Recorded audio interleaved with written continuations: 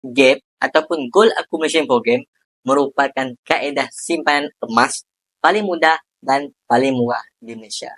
Dan ia disahkan patuh syariah. Bagi kami, GAP tu bagus sebab ia memberi peluang kepada semua lapisan masyarakat untuk mula menyimpan dan memiliki aset berbentuk emas fizikal. Dengan dana sekurang-kurangnya RM100 saja. Antara kelebihan lain, akaun emas GAP tu boleh mula beli dan simpan emas fizikal secara atas talian dengan bajet minimum RM100. Ada pun syarat wajib beli setiap bulan.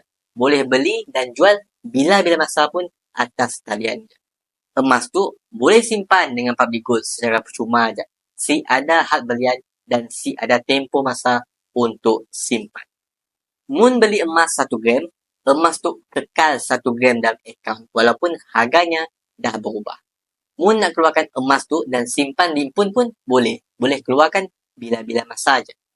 Boleh keluarkan emas fizikal paling kecil gold bar 1 gram dan paling besar emas 1 kilogram. Bentuk dinar pun boleh asalkan cukup baki dalam akaun.